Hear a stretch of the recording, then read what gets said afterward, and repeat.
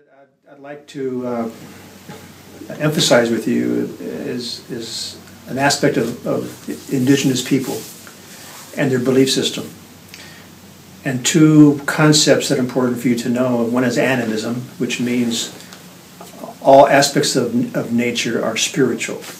Every little piece, every critter, rocks, mountains, rivers, dead branches, all spiritual.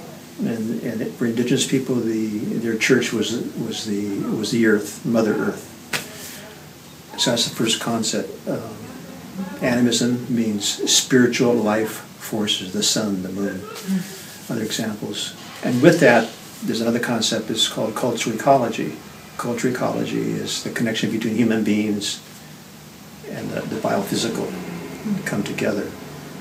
So it's called a reciprocal relationship, a very intimate link in terms of spirituality and what you do. So if you're good to nature, nature will be good to you. Therefore, rituals. So the two concepts, spiritual life forces, animism, cultural ecology, human-nature contact, reciprocity, is the base of the belief system of Indigenous people in Mesoamerica. I teach a class, ancient Mexico, Mesoamerica between Honduras to southwest United States, Mexico. So that's the base of understanding ancient people. And then the second part of that is teaching the significance of masks. Because mask, let's say your favorite animal is a jaguar, a balam, or a war. And so what Indigenous people would do would be or you and your kin group, your kinship group, would create a mask of the family or you or individually, and then that would be a mask of the jaguar because it's your favorite critter, and it's all spiritual because jaguar equals power. So power could be internal power, physical power, and all the behaviors of the jaguars which you would understand and learn. And once you put the jaguar mask on your face, you're a human person. And through the mask, you become the jaguar. It's called transformation. And the word is nagual, to transform oneself. So here you are, a human person with all the human behaviors. The mask symbolic of nature, spiritual life force, connection. You wear the mask. And then the ritual would be to behave like a jaguar. For example, going through the forest or the jungle and moving slow. The jaguars are known to run but also move slow. Ancient people believed that movement was spiritual. So that let's take slow movement. So there you are walking and moving in a slow fashion like a jaguar. As you walk slow, move slow, your breathing is more relaxed. So movement, spiritual life force, power, breathing, Mother Earth's breath, Pei, Zapotec for breath. So movement, breath, you're walking through the forest or walking through your garden in your backyard and you're moving slow and you're at the moment. And as you become the jaguar, your mind, your heart, and your spirit become like the jaguar. And then you are. And then now you have the connection between the human experience, the jaguar experience, and now the manifestation is becoming the jaguar. And so you transform and from that you're learning about yourself, your environment, and then rituals with self or with others.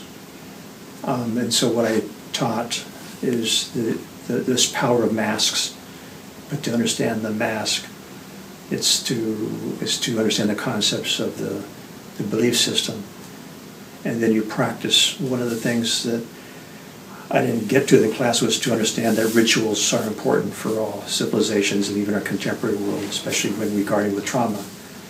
with trauma is a grieving loss process, grief and loss, and therefore you need time to resolve or the grief. You need support, non-judgmental support, and then you need rituals or something to do to release. And so the usage of mask and movement and breath would be a way to release the pain, the sorrow. And so I try to emphasize that it's, in our contemporary world, our rituals have gone to the side.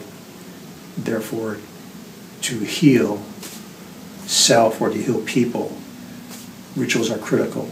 And so I use the Mayan belief system, indigenous belief system, as a base of understanding for people to consider, should they teach people how to heal, help them heal, or to heal oneself. And as you probably know, the healer must know how to heal oneself before they can help people heal themselves. So therefore it's a learning process that exchange between the healer and the healee. So therefore I teach, I've been teaching ancient Mexico for many, many years, and most of my students are Latino. And many of them have never taken a Chicano Studies course, Chicano Studies, people of Latino heritage. And therefore I teach them the roots, because they're the original Mexicans, the indigenous people, and then that's the base. I teach other concepts regarding the experience of indigenous people from Mesoamerica, but it's the base, the roots of the tree. So the saying is, the stronger the roots, the stronger the tree. So the roots of one's tree or heritage is important to withstand the challenges, the changes that one goes through life. So the analogy is the tree, like a human being, growing, mixing, developing, becoming, aging, and flourishing. So you can take the tree and the human being, and they can be one. So it's a process. And it's cyclical. It's not linear. Our Western world is linear, which is a different perspective. So it's a cyclical process. And the concept is, it's a Mayan concept called kin, means life, death, renewal process based on an agricultural society. And it's also a human process. So the challenge is living in a linear world. And one who experiences trauma, a cyclical process of kin, with the concept I explained, is the basis for people to help people heal, or to heal oneself through rituals. So that was in essence, my presentation was the focus on these basic principles. And at the end, we create a mask. You wear the mask and then go through the process, because it's application. It's not just conceptual. It's application. And then you practice when needed. And the practice usually is, ancient people used to practice part of their day. It wasn't just the trauma event. It was part of the days to do rituals. In this case, movement, breath of the jaguar, celebrating the jaguar. So should trauma occur, then you have a basis to cope and adapt to trauma. And then finally, if it's a community effort, in terms of process and understanding, then the community moves together to heal, because it's not an I process, it's a we process. So your brother may choose a deer, someone may choose a flower, someone may choose the sun or the moon or water, so the mask would reflect that symbol of nature. So then it would be a community called a kapui. A kapui is a kinship group, social structure.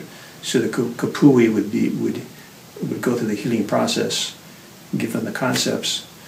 So it's a really very very powerful practice that I try to introduce to people. And from Capacitar, a lot of these concepts are already being used in different ways, so hopefully it validates what they are using, and maybe gives them something different to consider as they continue their Capacitar practice. So it's very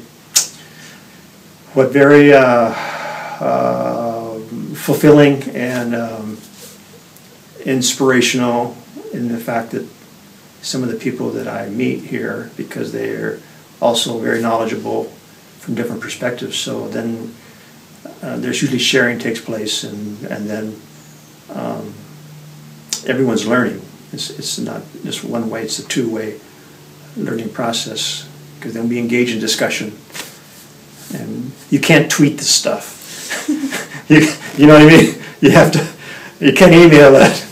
You have to engage and see body expression and engage, with heart, mind, and spirit. And so, if I had time with students, I would give there are benefits of technology, but part of it suck. And so, the concepts I'm explaining it's human engagement and nature engagement. See, so, and that's what's seems like it's being a little bit lost in our educational systems. And I've been an educator for many years. There's more than a book. Books are important, but it's to go beyond the book in terms of application. So it's the application that I teach.